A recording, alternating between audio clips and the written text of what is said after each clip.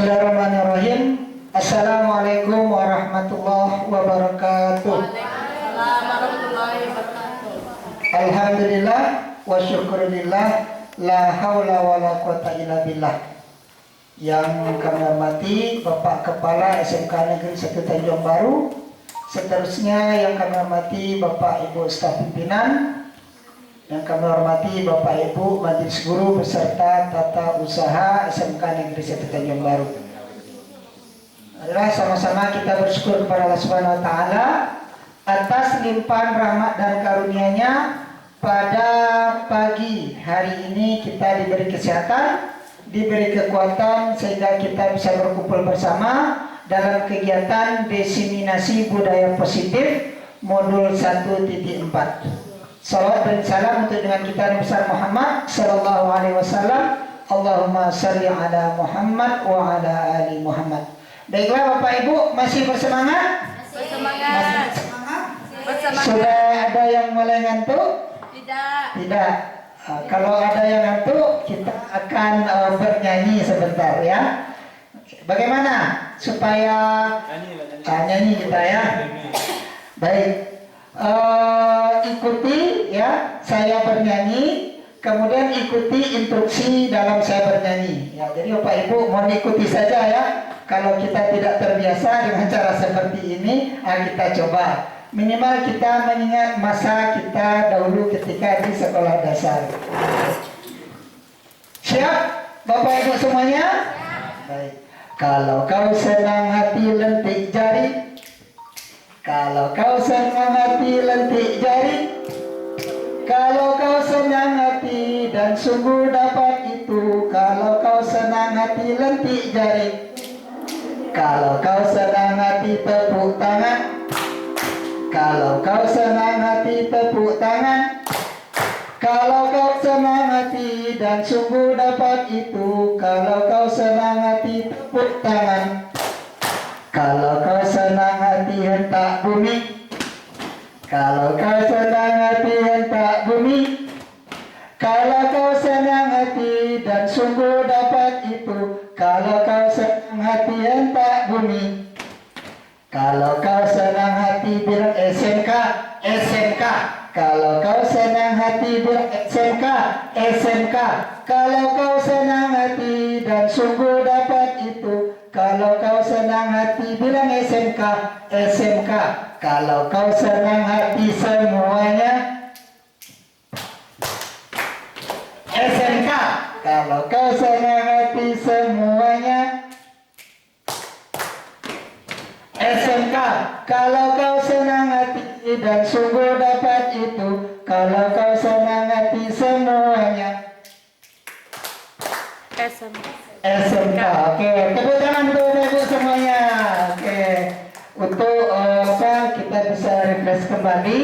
Baiklah Bapak Ibu semuanya, mari kita mulai diseminasi ini dengan baca basmalah.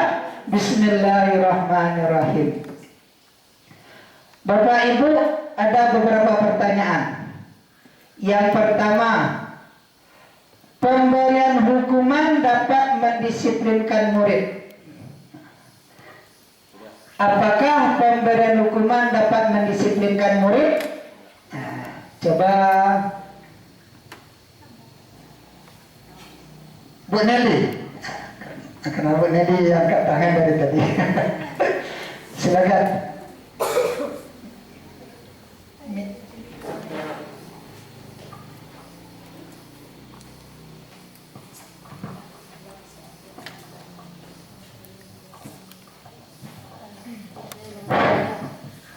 Berdasarkan pengalaman yang selama ini kita lakukan di sekolah, disiplin tidak bisa kita tidak bisa mendisiplinkan murid dengan pemberian hukuman, karena pada kenyataannya siswa yang sudah kita hukum hari ini besok masih melanggar aturan sekolah. Demikian, terima kasih. Terima kasih Ibu. Jadi dengan hukuman yang kita berikan, belum tentu murid kita akan menjadi disiplin. Mungkin bisa jadi mereka senang ya, senang dan sudah tahu kalau saya terlambat nanti pilih sampah setambat seperti ini. Oke, baik, terima kasih Bu Nelly. Kita beri aplaus untuk Bu Nelly. Pertanyaan yang kedua, pemberian hadiah dapat meningkatkan prestasi murid. Bu De. Terima kasih kepada Bapak Abdul Nasir yang memberikan kesempatan kepada saya. Pemberian hadiah dapat meningkatkan prestasi murid. Ini bisa dua kemungkinan. Yang pertama bisa meningkatkan prestasi murid, yang kedua bisa mematahkan semangat temannya. Itu yang dapat saya sampaikan. Terima kasih. Oke, beri aplaus untuk Bu De. Baik, ada dua kemungkinan ya, bisa positif, bisa negatif. Nah, kalau kita coba Bapak Ibu, seperti pemberian hadiah meningkatkan prestasi ya. Ketika anak juara, kemudian diberi hadiah, hadiahnya berupa trofi, misalkan trofi. Di semester berikutnya, tidak kita berikan hadiah. Tidak kita berikan hadiah. Sebelumnya diberikan hadiah, di semester berikutnya tidak diberikan hadiah. Nah, kira-kira di semester yang akan datang lagi atau di semester 3, bagaimana yang terjadi pada siswa? Mematahkan semangat. Nah, mematahkan semangat siswa karena biasanya dapat hadiah, sekarang tidak. Nah, jadi artinya dengan pemberian hadiah belum tentu anak kita menjadi berprestasi, bahkan ketika kebiasaan itu tidak diadakan bisa menjadi pematah semangat bagi anak-anak. Oke, selanjutnya guru harus mampu memberikan solusi kepada murid yang bermasalah. Bagaimana pendapat kita? Apakah guru harus mampu memberikan solusi untuk murid yang bermasalah? Artinya kita sebagai guru yang mencarikan jalan keluar dari masalah. Kita sebagai guru yang memberikan solusi kepada murid kita. Coba Bu Mes, bagaimana? Berpijak dari teori lama seperti yang disampaikan oleh CGP yang pertama tadi, teori stimulus respon itu sesuai. Tapi kalau kembali kepada yang diharapkan oleh kurikulum Merdeka, artinya anak memiliki kodrat masing-masing, itu tidak sesuai lagi. Tidak sesuai. Oke. Baik, terima kasih Bu Mes. Kita beri aplaus untuk Bu Mes. Ya. Jadi kalau dalam paradigma lama itu bisa ya, guru memberikan solusi untuk muridnya dari berbagai masalah. Nah, tapi dalam paradigma baru guru bukan guru mutlak yang bisa memberikan solusi terhadap masalah. Di dalam kurikulum Merdeka atau paradigma baru yang diminta adalah murid yang mencari jalan keluar dari permasalahan, karena dampaknya lebih baik ya, lebih baik daripada orang lain yang menemukan solusinya. Kemudian pemberian terakhir, pemberian hukuman dengan hal yang positif seperti membaca atau membersihkan halaman dapat mendisiplinkan murid. Ini dengan yang positif ya, seperti terlambat anak kita suruh membaca ayat Al-Quran misalkan, atau kita suruh dengan hal-hal yang berbentuk positif menurut kita, apakah itu bisa mendisiplinkan murid kita? Coba Pak Ade. Silakan Pak Ade. Terima kasih. Assalamualaikum warahmatullahi wabarakatuh. Waalaikumsalam warahmatullahi wabarakatuh. Tadi Bapak CGP yang di depan memberikan pertanyaan berupa apakah pemberian hukuman dengan hal yang positif seperti membaca atau membersihkan halaman dapat mendisiplinkan murid. Mungkin berdasarkan pengalaman ini tidak bisa kayaknya Pak, karena dengan pemberian hukuman secara terus-menerus seperti yang disampaikan oleh Bu Nili tadi, besok akan kejadian yang sama yang dialami anak, tidak akan merubah kedisiplinannya sama sekali. Mungkin sekian, terima kasih. Assalamualaikum warahmatullahi wabarakatuh. Waalaikumsalam warahmatullahi wabarakatuh. Terima kasih Pak Ade, kita beri aplaus untuk Pak Ade. Jadi dari jawaban Pak Ade tadi dapat kita mengambil kesimpulan bahwa pemberian hukuman dengan hal yang positif pun belum tentu bisa mendisiplinkan murid. Belum tentu bisa mendisiplinkan murid. Nah, terkadang menjadi hal yang biasa karena mereka sudah tahu seperti di awal tadi, kalau terlambat ini yang mereka lakukan. Mereka menyapu. Nah, dan mungkin mereka mau dengan terlambat mereka menyapu, mereka berpahala karena melakukan ibadah diniatkan sebagai ibadah si Allah Subhanahu wa taala. Oke. Baik Bapak Ibu, masuk kita sekarang kepada apa itu budaya positif. Budaya positif adalah secara ringkas adalah perwujudan dari nilai-nilai atau keyakinan universal sekolah. Jadi kita mewujudkan nilai-nilai atau keyakinan kesepakatan yang telah dibentuk di sekolah kita. Itu rumusan sederhana tentang budaya positif. Bapak Ibu, konsep-konsep untuk menciptakan budaya positif, pertama ada disiplin positif, yang kedua motivasi perilaku manusia, yang ketiga keyakinan kelas di sekolah, kemudian yang keempat kebutuhan dasar manusia, yang kelima posisi kontrol seorang guru, dan yang terakhir yaitu segitiga restitusi. Nah, jadi ini kurang lebih ada 6 konsep untuk menciptakan bagaimana budaya positif itu bisa kita terapkan di sekolah yang kita cintai ini. Nah, Bapak Ibu, nah ini sebagai kegiatan pemantik, nah, cobalah buka. Hampir sama dengan yang tadi. Kalau tadi berdua ya, sekarang kalau kita cobakan kepada diri kita sendiri, kita mengepalkan tangan. Coba Bapak Ibu, kita mengepalkan tangan. Anggap di dalam tangan kita ini ada barang yang berharga. Kemudian orang-orang di sekitar kita akan berusaha bagaimana membujuk kita, merayu kita, bahkan memberi uang, mungkin juga kalau tidak bisa dengan cara yang halus, mereka gunakan dengan cara yang kasar, dengan harapan tangan kita ini bisa kita buka, dengan harapan tangan kita ini kita buka.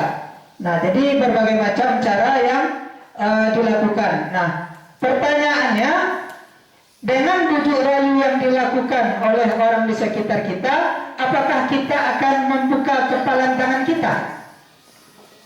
Nah, coba Bu Sari, silakan Bu Sari. Kira-kira, nih kan tangan sedang dikepal ini. Nah, di sampingnya ada Bu Ayu, nah, dibujuk, dibujuk. Kepala, saya ingin tahu apa sih yang ada di dalam tangan itu. Dengan berbagai cara, dengan berbagai pendekatan. Nah, kira-kira Bu Sari mau nggak membuka kepalan tangan tadi? Kalau untuk membuka tidaknya tergantung kepada tergantung cara orang. Tergantung cara Apa yang dilakukan. Jadi kalau caranya baik, caranya jitu ya, berarti Bu Sari mau membukakan kepalan tangan tadi. Mau. Sementara yang di dalam tangan Bu Sari adalah barang yang sangat berharga.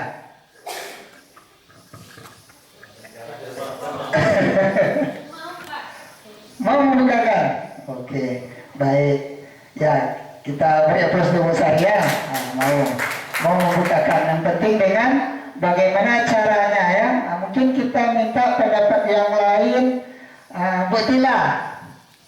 Nah, bagaimana dengan Bu Tila? Mau nggak membukakan kepalan tangannya?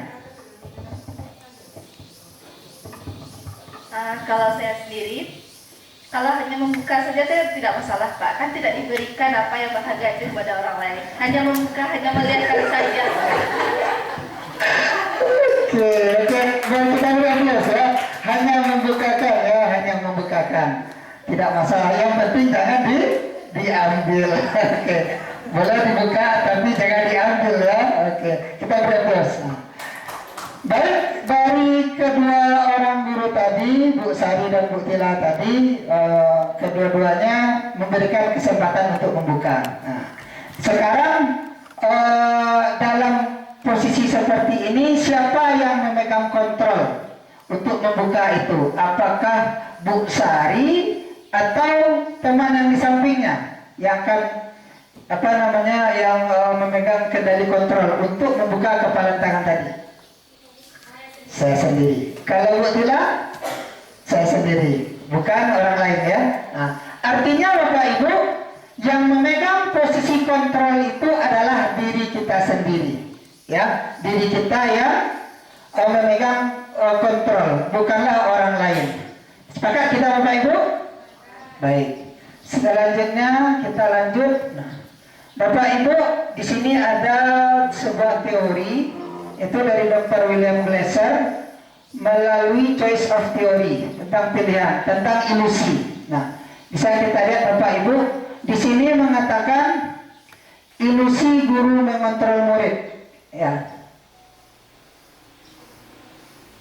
Bagaimana, apakah kita sepakat kira-kira dengan ini? Ilusi guru mengontrol murid. Artinya guru itu tidak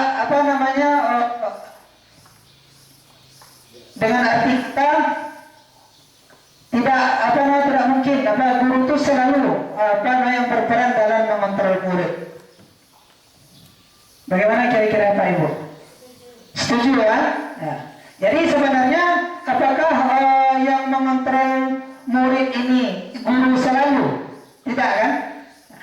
Tapi kembali kita pada refleksi tadi, kegiatan pemantik tadi, yang memegang kontrol itu sebenarnya siapa di sini? Guru atau murid? Muridnya, murid yang berperan. Nah, jadi kalau selama ini kita berpikiran bahwasanya guru itu yang selalu mengontrol murid.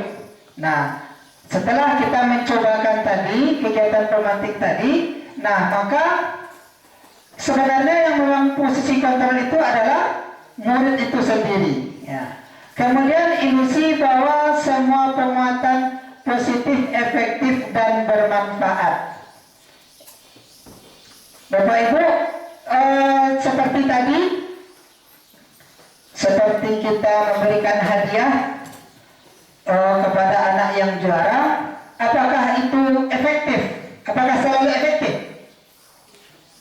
Tidak ya, nah, tidak efektif karena itu motivasinya berada dari luar, bukan dari siswa itu sendiri.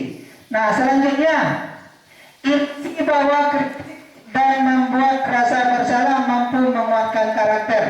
Nah, ini kita ketemu dengan murid, kemudian murid itu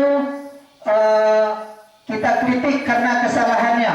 Kamu begini, kamu sering terlambat, kamu begini, dan lain sebagainya. Kira-kira apakah bisa menguatkan karakter anak? Bagaimana dalam hal ini? Coba Bu Delmi.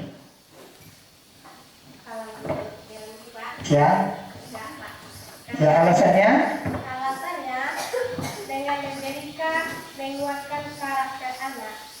Yang menerima itu tidak semuanya, Pak. Tidak menerima. Jadi pada intinya anak yang menerima karakter yang kita berikan dengan tujuan untuk mendidik, tidak semua anak yang menerima. Ada yang menerima tapi tidak dijalankan.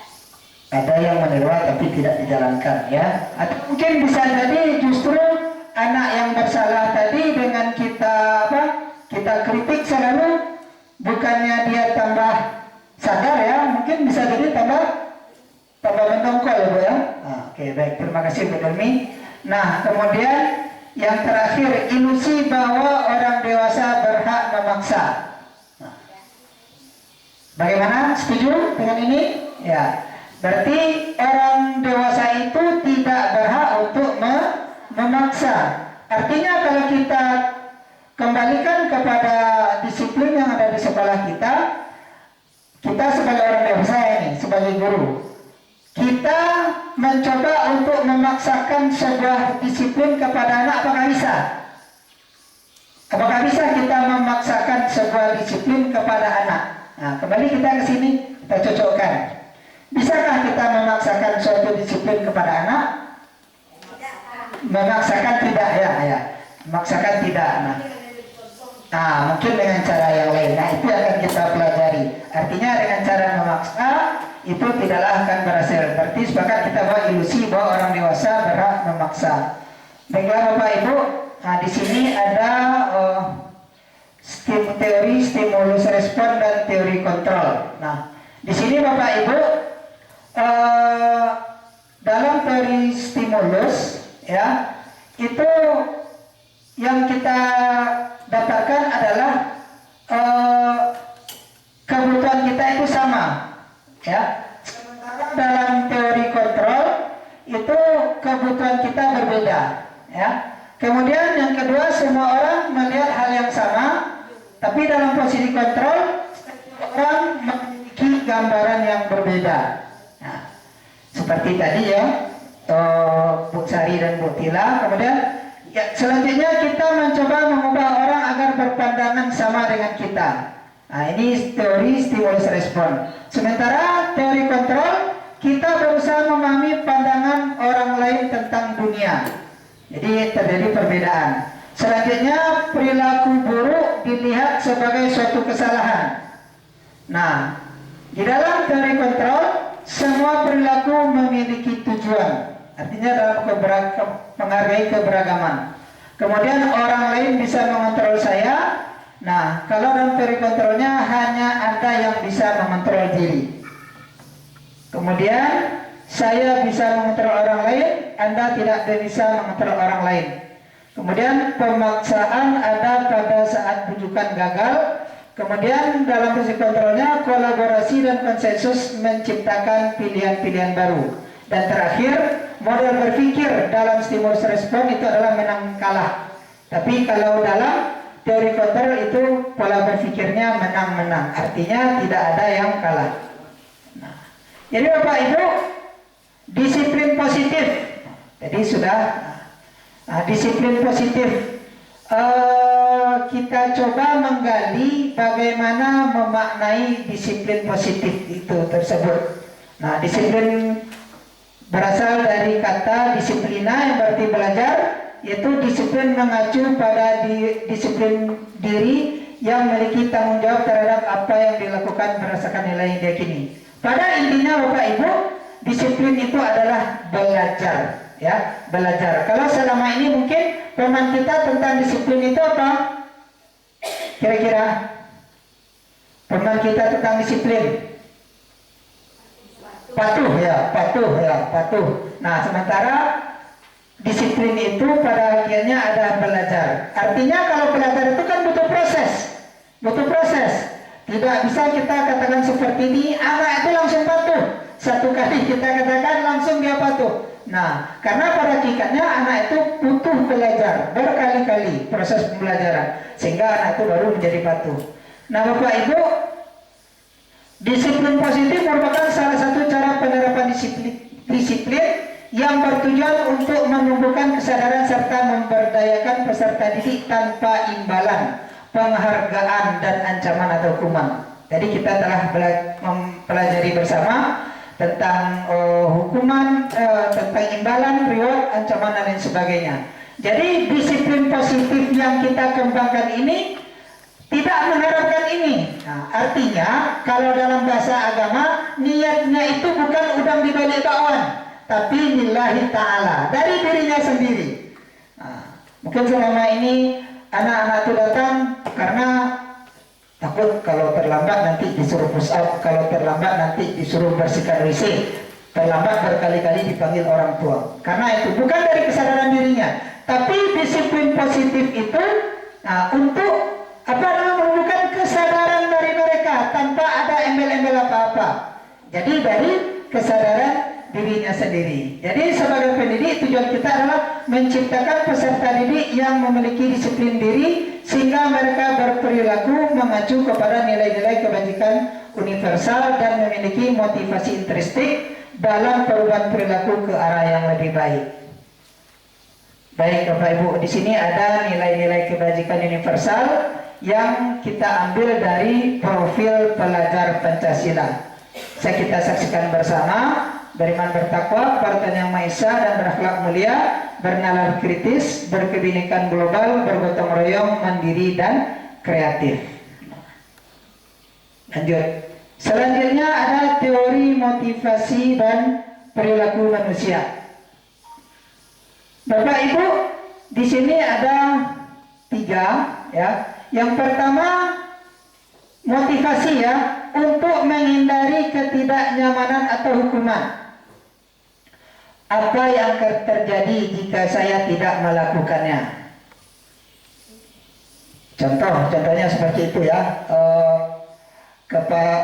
Misalkan Bu Tila, apa yang akan terjadi apabila Bu Tila tidak mengumpulkan perangkat? Apa yang terjadi kira-kira? Kemungkinan kena tegur. Nah, berarti kalau melakukan hal yang sedemikian, saya supaya tidak kena tegur, saya buat perangkat. Nah, berarti ini motivasinya hanya untuk menghindari ketidaknyamanan atau hukuman. Nah, belum dari kesadaran diri. Nah, yang kedua, untuk mendapatkan imbalan dari seseorang. Bu Delmi, Bu Delmi mengumpulkan perangkat pertama kali. Tapi yang Bu Delmi tuju itu, contoh ya, yang Bu Delmi itu tujuannya bukan dari kesadaran diri sendiri, ada niat tersendiri. Misalkan ingin dipuji, ingin disanjung, berarti motivasinya masih mendapatkan imbalan dari orang lain atau penghargaan dari orang lain. Nah, yang ketiga, Bu Mes, misalkan, Bu Mes, apapun yang terjadi, saya akan selalu datang tepat waktu ke sekolah, walaupun saya sakit mata, walaupun hujan badai, akan tetap. Nah, yang dilakukan Bu Mes tersebut adalah memang dari hatinya sendiri, tidak karena menghindari ketidaknyamanan, mendapat imbalan, tapi dari dirinya sendiri. Maka motivasi ini berarti untuk menghargai dirinya sendiri karena datangnya dari diri sendiri. Nah, Bapak Ibu, motivasi yang 2 pertama itu namanya motivasi yang datang dari luar atau eksternal, dan motivasi terakhir seperti Bu Mes itu adalah motivasi internal, dan ini adalah tujuan disiplin yang positif. Oke, Bapak Ibu, lanjut kita kepada hukuman dan konsekuensi. Silakan diamati.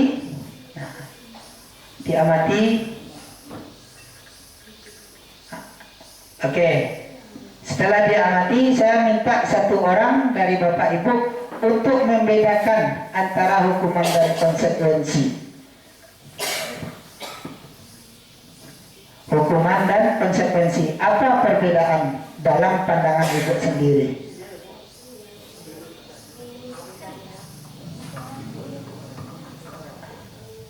Coba, siapa yang belum ya? Nah, kita minta Bu Ade.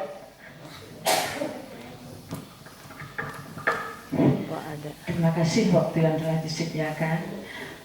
Kalau saya memandang hukuman dan konsekuensi ini, hukuman adalah suatu tindakan kita berikan yang merupakan bisa berupa sanksi atau akibat dari perilaku yang kita lakukan.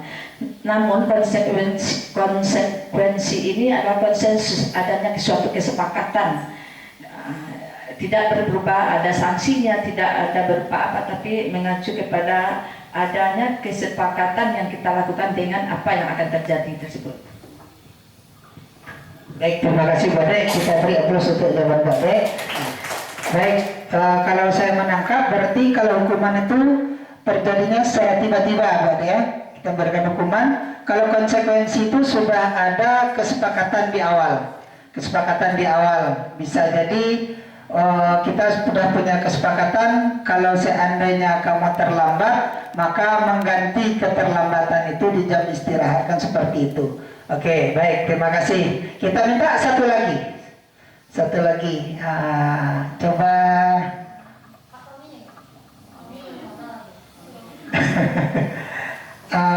Bu Dita bisa membedakan antara hukuman dan konsekuensi? Baik, terima kasih Pak Nasir. Kalau menurut saya, hukuman itu mempunyai bekas di hati anak. Kalau kita berikan kepada siswa, akhirnya anak itu terbesit di dalam hatinya. Ada yang tertinggal, terbekas di dalam hatinya bahwa hukuman itu membuat dirinya dipermalukan, membuat dirinya kurang percaya diri lagi, sehingga dapat mematikan atau memadamkan motivasi yang ada pada dirinya.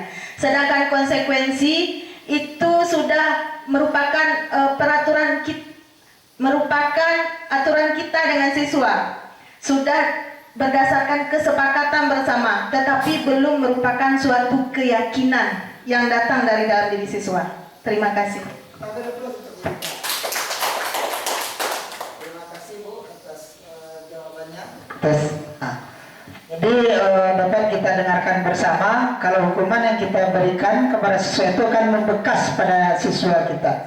Bisa jadi nanti akan menjadi pengalaman yang tak terlupakan ya Bu ya, pengalaman yang sangat menyakitkan bagi siswa. Sementara yang konsekuensi itu adalah tindak lanjut dari kesepakatan kita dengan siswa, dengan catatan itu belum berbentuk pada suatu keyakinan. Nah, artinya ini belum dari dirinya. Baiklah Bapak Ibu, ini gambarannya. Kalau kita bacakan ini sangat panjang, kita lanjut. Konsekuensi hukuman. Nah, ini kita coba menelaah. Tadi sudah membedakan ya konsekuensi dan hukuman. Sekarang ada beberapa contoh di sini. Kita ambil beberapa, nanti kita telaah apakah masuk konsekuensi atau hukuman. Yang pertama, mencatat 100 kali dalam buku kalimat saya tidak akan terlambat lagi karena terlambat sekolah. Apakah ini masuk konsekuensi atau hukuman? Hukuman. Lari mengelilingi lapangan basket karena terlambat hadir ke sekolah. Hukuman. Kemudian membersihkan coretan yang dibuat yang ada di meja tulis. Konsekuensi. Oke. Baik Bapak Ibu. Nah, kita coba. Nah ini, membersihkan WC karena merusak pensil teman. Membersihkan WC karena merusak pensil teman. Hukuman. Masuk? Hukuman ya, masuk hukuman. Baik. Jadi Bapak Ibu, kita semua nampaknya sudah bisa membedakan antara konsekuensi dan hukuman. Nah Bapak Ibu, ada lagi namanya tadi hukuman sudah, konsekuensi ada, sekarang ada suatu hal yang baru, itu namanya restitusi. Nah, restitusi itu adalah proses menciptakan kondisi bagi murid untuk memperbaiki kesalahan mereka sehingga mereka bisa kembali pada kelompok mereka dengan karakter yang lebih kuat. Nah, tadi ini sudah kita bahas. Nah, kalau di sini titik beratnya adalah siswa itu yang mencoba untuk memperbaiki diri mereka, memperbaiki kesalahan mereka sehingga mereka bisa kembali kepada kelompok mereka dengan karakter yang lebih kuat. Itu yang restitusi, ya. Proses untuk memperbaiki kesalahan mereka. Kalau tadi kan yang mencarikan solusi itu siapa tadi Bapak Ibu? Guru ya, guru, selalu guru. Nah, dan telah ada tadi pendapat Profesor William tadi, ilusi bahwasanya ilusi bahwa guru itu yang memberikan solusi bagi murid. Nah, sekarang ini jawabannya, ya. Ada suatu hal yang baru namanya restitusi yang menggali siswa kita itu menggali kepercayaan diri mereka untuk bisa memperbaiki diri mereka sendiri. Nah, sudah mulai kita pada ini. Nah, Bapak Ibu, kita lanjut di sini. Restitusi itu proses menciptakan kondisi bagi murid untuk perbaiki kesalahan mereka sehingga kembali kepada kelompok seperti yang tadi. Kemudian proses kolaboratif yang mengajarkan murid mencari solusi untuk masalah dan membantu murid berpikir tentang orang seperti apa yang mereka inginkan dan bagaimana mereka harus memperlakukan orang lain. Nah, restitusi membantu murid menjadi lebih memiliki tujuan, disiplin positif dan memilih dirinya dari berbuat salah. Nah, jadi ini guna dari restitusi. Nah, Bapak Ibu, sedikit kita telah perbedaan. Nah, kalau hukuman seperti ini menghukum siswa ya hormat bendera 10 menit. Nah, kalau konsekuensi, guru memberikan konsekuensi untuk pengerjaan PR-nya saat istirahat atau dikerjakan sebanyak 3 kali lipat. Nah, sedangkan restitusi, guru menanyakan keyakinan kelas atau dirinya dan membantu menyelesaikan masalah. Nah, jadi tidak kita menjudge mereka, tidak kita mengatai mereka, tapi kita membantu siswa kita dalam menyelesaikan masalah. Nanti pada item berikutnya akan lebih kita dalami lagi. Nah, Bapak Ibu, di sini ada kata-kata keyakinan kelas. Nah, keyakinan kelas ya. Sekarang masuk kita mengapa tidak peraturan saja, mengapa harus keyakinan kelas. Selama ini Bapak Ibu kita akan membuat peraturan kelas. Nah, di sini kita menggunakan kata-kata keyakinan kelas. Jadi ada perbedaan peraturan dan keyakinan. Untuk memudahkannya, nah, kita coba. Ada berapa pertanyaan? Mengapa kita memiliki peraturan tentang penggunaan helm pada saat mengendari kendaraan roda 2 atau bersepeda motor? Kenapa kita memakai helm memakai helm ketika berkendaraan? Apa alasannya Pak Ibu?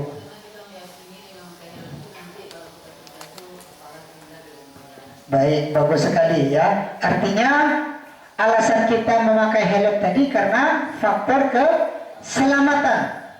Karena faktor keselamatan yang ada pada diri kita.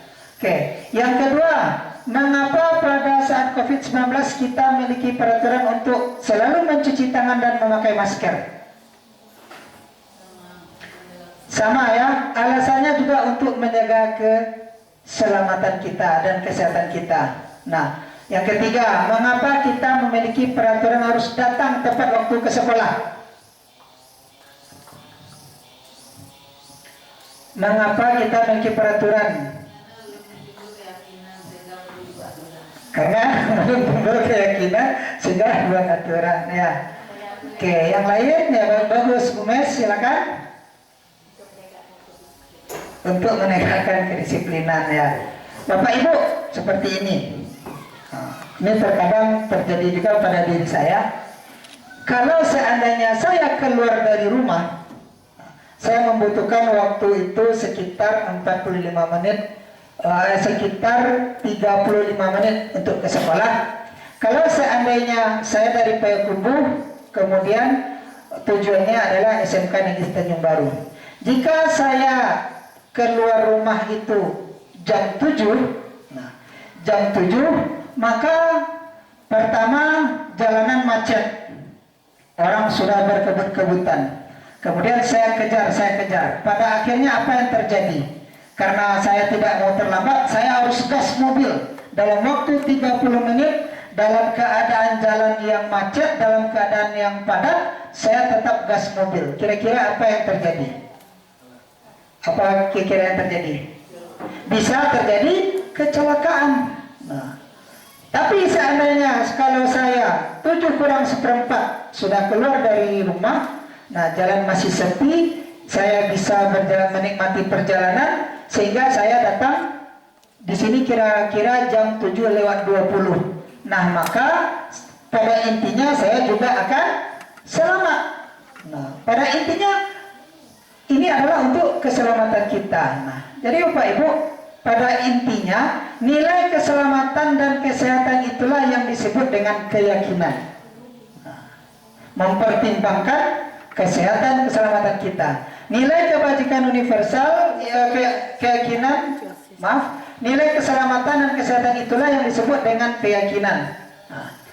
Nilai kebajikan universal yang disepakati secara tersurat dan tersirat dari latar belakang suku, negara, bahasa, dan agama. Nah, inilah Bapak Ibu yang keyakinan tadi. Jadi nilai kebajikan universal yang kita sepakati. Dasarnya adalah nilai keselamatan dan kesehatan. Itu salah satu. Ada dua nilai keselamatan dan kesehatan. Nah, dari itulah pertimbangan itulah akan timbul namanya keyakinan. Nah, Bapak Ibu, untuk lebih dalam nanti kita coba simulasi bagaimana membuat keyakinan sekolah atau kelas. Jadi selama ini kita membuat aturan kelas, ya, seperti yang saya lakukan dulu juga ada aturan kelas, ada komitmen sekolah, komitmen kelas. Tidak boleh terlambat, tidak boleh pakai sepatu sedang hitam, tidak boleh begini dan sebagainya. Nah, dalam merumuskan keyakinan kelas ini, Bapak Ibu, ada beberapa langkahnya. Yang pertama, mencurahkan ide. Jadi mencurahkan ide di sini, Bapak Ibu, kalau selama ini yang membuat aturan kelas itu siapa yang dominan? Bagus, guru. Nah, kalau tidak dengan Bapak, kamu harus begini. Kalau Anda semua harus 1, 2, 3, 4. Nah, itu sehingga murid itu hanya menerima saja, tidak bisa mencurahkan idenya. Tapi sekarang karena mereka akan melaksanakan, nah maka dalam hal ini murid dilibatkan dalam membuat keyakinan kelas. Kemudian mencatat semua masukan, ya, semua masukan, ya, baik dari guru maupun murid. Kemudian dalam keyakinan kelas itu kita mengganti kalimat negatif dengan positif. Kalau contoh, jika dalam aturan itu tidak boleh terlambat, nah, maka dalam keyakinan kelas itu kita rubah kalimat negatif menjadi positif. Kira-kira bagaimana redaksinya Pak Ibu? Nah, bagus Pak Bos. Itu datang tepat waktu. Nah, jadi yang kita tentukan dan kita tulis itu adalah kalimat yang positif juga. Nah, sehingga mereka melakukan itu dengan sikap yang positif. Nah, kemudian setelah itu kita tinjau kembali. Setelah tinjau kembali, tinjau ulang keyakinan yang sudah tersusun. Nah, setelah ditinjau ulang, langkah ke-6 itu menyetujui dan menandatangani. Jadi nanti sebaiknya keyakinan kelas itu kita ada disetujui bersama, ditandatangani oleh wali kelas, ya. Atau bisa juga wali kelas dengan guru mapel, karena ada mungkin beberapa aturan tersendiri yang diberlakukan, yang disepakati bersama dalam suatu mapel tertentu. Nah, setelah itu baru kita mencoba menempel keyakinan kelas di dinding kelas. Nah, Bapak Ibu, untuk supaya kita termotivasi dan tambah yakin dengan keyakinan kelas itu, kita coba, silakan Bapak Ibu, anggap kita sekarang semuanya sebagai seorang siswa. Nah, buatlah satu keyakinan kelas, ya. Masing-masing kita membuat satu keyakinan kelas.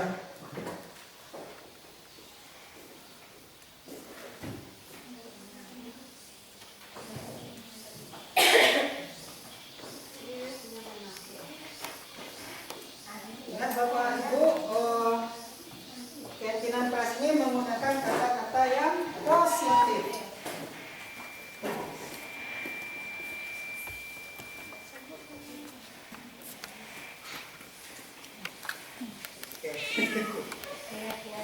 Ya, keyakinan kelas. Kita coba merumuskan. Kita coba merumuskan sendiri. Bagi yang sudah kita tempel di sini. Jadi saya coba bisa, ya. Mudah-mudahan tidak jatuh nanti. Oke, terima kasih. Ya, nggak apa-apa.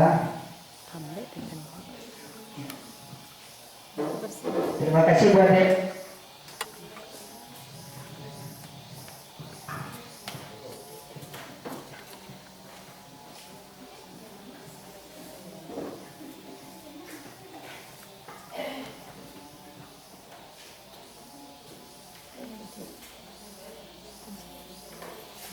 Terima kasih Bu Dita.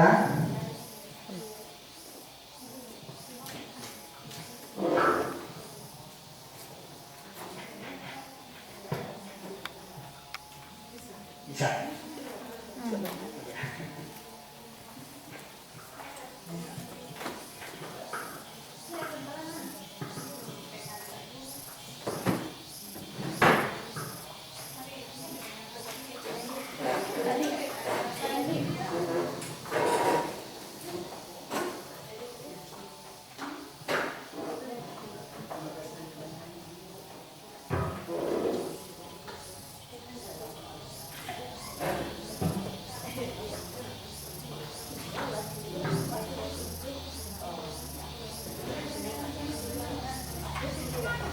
Oke, baik, terima kasih. Kita beri aplaus untuk kita semua. Jadi Bapak Ibu, kita sudah mencurahkan ide, kemudian nanti ada satu, nggak apa-apa. Bisa juga kita taruh di sini. Kalau takut kita jatuh nanti bisa. Oke, Bapak Ibu. Kemudian di sini mencatat semua masukan. Ini masukan dicatat. Kemudian ganti kalimat negatif dengan positif. Setelah kita lihat semuanya, alhamdulillah kalimatnya kalimat yang positif. Kemudian kita tinjau lagi. Artinya kita tinjau di sini yang sama. Seperti di sini datang tepat waktu. Ini hadir tepat waktu sama. Kemudian belajar sungguh-sungguh hadir tepat waktu sama. Kemudian belajar dengan ikhlas. Sini belajar dengan penuh semangat, ya. Kemudian saling menghargai. Kemudian berdoa sebelum dan mulai pelajaran. 1, 2, 3. Ini tinjau ulang keyakinan kelas yang sudah susun. Baik, kita masukkan di sini. Oke. Setelah kita kelompokkan Bapak Ibu, bisa nanti di sini berdoa sebelum memulai pelajaran, kemudian saling menghormati dan menghargai, kemudian belajar dengan penuh semangat dan ikhlas serta sungguh-sungguh, kemudian hadir tepat waktu. Ada satu. Menjaga kebersihan kelas. Menjaga kebersihan kelas. Jadi ada 1, 2, 3, 4, 5. Ada 5 kelompok. Nah, jadi setelah kita kelompokkan nanti kita tinjau ulang keyakinan yang sudah tersusun, kemudian baru nanti kurang lebih seperti ini. Nah, Bapak Ibu. Kita buat. Ini contoh yang dari saya. Kurang lebih sama seperti yang tadi, ada menjaga kebersihan, kemudian mengerjakan tugas tepat waktu. Di sini karena dalam pelajaran agama saya ada memiliki kesepakatan dan keyakinan bersama anak-anak untuk mengembangkan adat istiadat kita, itu Katunan Nampe dan menjadi sumbang balai, maka kita terapkan. Nah, jadi setelah kita buat, kemudian ada nanti guru mapel, kemudian ada wali kelas. Ini keyakinan kelas yang saya buat bersama siswa khusus mapel PAI. Nah, nanti seperti Bu Ade ada pula keyakinan kelas nanti boleh ya, khusus untuk siswa kelas 11 TKJ.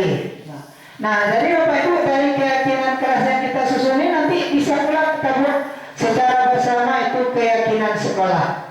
Nah, keyakinan sekolah. Pertanyaannya Bapak Ibu, kalau seandainya siswa itu yang memberikan ide terhadap keyakinan kelas ini, kira-kira mereka menjalannya atau tidak? Mereka akan mati karena datangnya dari diri mereka sendiri. Nah, selama ini kan yang kita lakukan datangnya dari diri kita. Nah, Bapak Ibu, keyakinan kelas juga berdasarkan kesepakatan antara guru dan siswa yang bersifat universal. Kalau peraturan biasanya dibuat oleh guru dan bersifat satu arah. Ini paradigma lama dan ini paradigma baru. Kira-kira Bapak Ibu bisa dipahami keyakinan kelas? Nah, alhamdulillah, mudah-mudahan nanti kita bisa sama-sama mencoba menerapkan. Lanjut kita. Selanjutnya ada 5 kebutuhan dasar, yaitu bertahan hidup, kasih sayang dan rasa diterima, penguasaan, kebebasan, kesenangan. Bapak Ibu, kenapa kita harus mempelajari kebutuhan dasar manusia ini? Karena apa kira-kira? Kenapa kita harus mempelajari kebutuhan dasar manusia? Ada yang bisa mencoba jawab?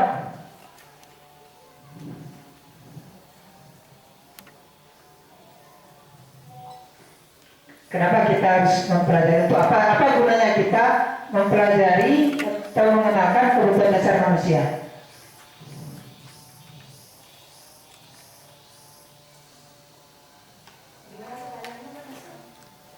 kenapa kita harus mempelajari kebutuhan dasar manusia, atau kenapa kita harus mengetahui dan memahami kebutuhan dasar manusia.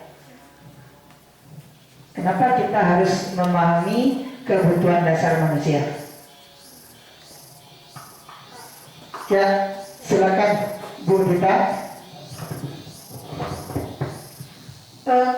Menurut saya, karena kebutuhan manusia itu ada 5 buah seperti yang Bapak tampilkan tadi, adalah dasar-dasar yang harus kita butuhkan sebagai manusia. Yang pertama, kebutuhan untuk bertahan hidup, seperti kita perlu makan setiap harinya. Kasih sayang dan rasa diterima, kita butuh kasih sayang dari orang-orang di sekeliling kita, dan rasa diterima di tempat dimanapun kita berada. Dan yang ketiga, penguasaan atau rasa berkuasa itu pasti pingin ada di dalam diri kita. Dan yang keempat adalah kebebasan atau freedom. Kita ingin memiliki itu semua dan bisa mengendalikan diri kita. Dan yang kelima adalah kesenangan. Kita butuh refleksi atau bermain humoris. Terima kasih. Baik, terima kasih Bu Dita, kita beri aplaus pada Bu Dita. Betul sekali Bapak Ibu, kita semua sebagai manusia kita memiliki kebutuhan dasar ini. Ya, kebutuhan dasar kita bertahan hidup, ya, diantaranya makan.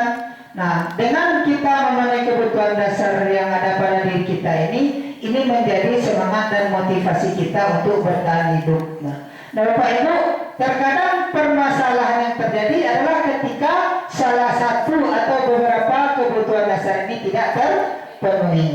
Contoh, siswa kita kalau mereka tidak makan pagi hari, kan kebutuhan dasar itu, apa yang terjadi?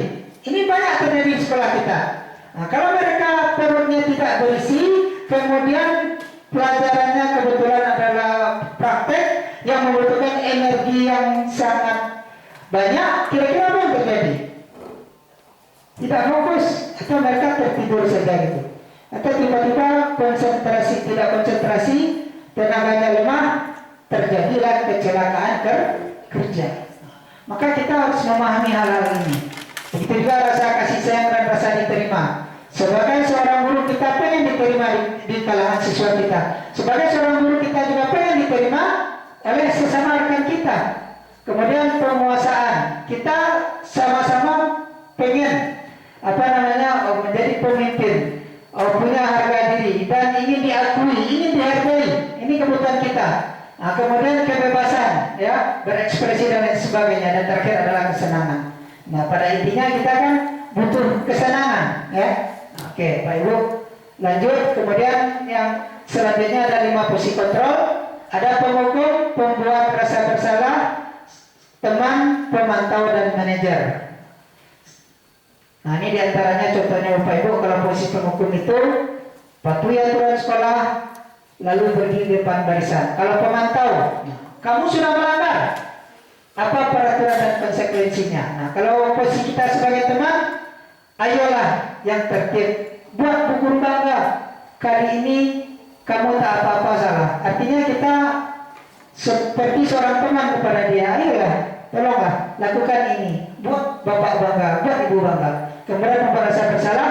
Nah, berapa kali Bu Guru harus memberitahu kamu, Bu Guru sangat kecewa dengan kamu, begini dan sebagainya. Nah, posisi manajer, apa kamu tahu kesalahanmu? Kira-kira bagaimana kamu akan memperbaiki kesalahannya? Ya, arahnya kita ke sana. Kita membuat keyakinan sekolah. Ya. Lanjut. Terakhir adalah segitiga restitusi. Nah, segitiga restitusi ini Bapak Ibu salah satu jalan keluar dari penyelesaian masalah yang dilakukan dengan cara yang baik, yang selama ini mungkin kita melakukan itu dengan cara yang agak kasar dan lain sebagainya. Dan di sini dalam segitiga restitusi ini kita menggali siswa itu yang menemukan kesalahan dan bagaimana mencari jalan keluarnya. Pertama itu menstabilkan identitas, seperti ibu tidak mencari salah, ingin ibu tidak mencari siapa salah, cuma kita ingin mencari solusi dari permasalahan ini. Kemudian selanjutnya validasi tindakan yang salah.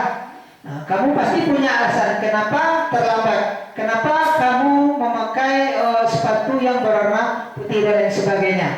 Nah, kemudian kita sentuh mereka atau kita sampaikan, nah, sebenarnya kamu patut bangga, walaupun memakai sendal, walaupun memakai sepatu yang tidak berwarna hitam, masih tetap datang ke sekolah. Kemudian yang ketiga, menanyakan keyakinan. Ini nanti intinya Bapak Ibu yang akan menggali bagaimana anak tadi dia akan merasa tidak dibebani, tidak merasa dihujat, tapi dengan menanyakan keyakinan ini nanti anak-anak tersebut akan menemukan sendiri jalan keluar dari permasalahan yang mereka lakukan, terutama mungkin seperti terlambat. Nah, mereka akan menggali nanti bagaimana mereka tidak akan terlambat. Baik Bapak Ibu, ini saja yang dapat kita sampaikan. Mudah-mudahan ini bermanfaat bagi kita bersama. Kata-kata saya terakhir, adat samo dipakai, limbago samo dituang, nan elok samo dipakai, nan buruak samo dibuang. Sekian, terima kasih. Assalamualaikum warahmatullahi wabarakatuh. Jadi alhamdulillah ini luar biasa, dan jelas Bapak dapat jawaban ini mematahkan ini selama ini dari awal sampai selesai ini masih ini konteks dalam kepala, tapi boleh kini terjawab. Kapan kita menghambahkan diri? Ketika kita berlaku bisa bertindak sebagai manajer. Jadi mudah-mudahan dengan adanya 3 tadi ini bisa kita lakukan menjadi sebuah kebiasaan positif di sekolah kita. Sehingga walaupun Pak Abbas menggaris bawahi tadi tidak selamanya Pak Abbas bisa manajer, tapi kita lihat si kondisi dan kondisi. Mungkin tahap pertama ya hukuman, tahap kedua bertahap kita. Nanti sampai kita ke tahap yang ketiga. Kemudian yang jelas Pak Abbas tadi spontan sudah mengatakan sudah tertarik dengan ini. Sebenarnya saya bukan mengatakan itu Pak Abbas. Saya mau mengatakan itu bahwa tidak ada istilah terlambat. Jadi kemarin saja Fadilah sudah menginstalkan apa ya untuk apa yang bukan itu yang ikut ini di sekolah ada ya, ada boleh buka.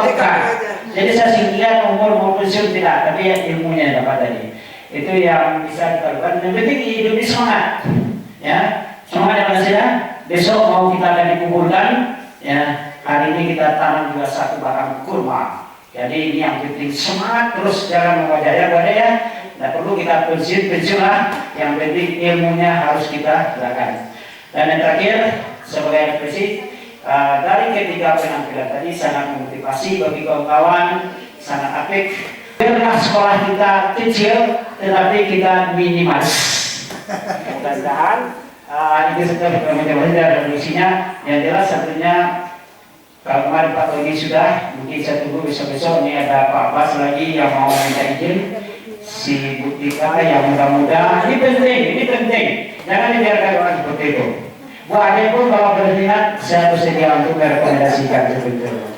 Demikian sekali lagi kita bangga dengan perkembangan untuk ini saya ditanya long education itu ya, belajar itu sepanjang ya. Jadi rupanya benar bahwa sebenarnya selama ini kita sudah menganggap diri kita hebat, tapi rupanya kita masih tadi pemantau dan dihukum. Sekarang kita belum di manajer. Jadi besok kita cobakan di manajer. Insya Allah jadi kepala sekolah semua. Karena tupoksi kepala sekolah itu yang pertama adalah manajer, yang kedua adalah supervisi, yang ketiga adalah leadership. Nah ini manajernya. Mudah-mudahan yang 3 ini bisa duluan menjadi kepala mas. Dan yang baru-baru jangan patah hati, ini jalannya ini sekarang di Mas Nadiem kita. Terlebih kurang demikian saja yang jelas. Mari kita beri aplaus ketiga-tiganya. Ya. Nah, terima kasih. Mohon maaf mungkin kalau ada yang kurang atau ada yang lebih, itulah pengamatan realitas seperti itu. Sekali Assalamualaikum warahmatullahi wabarakatuh.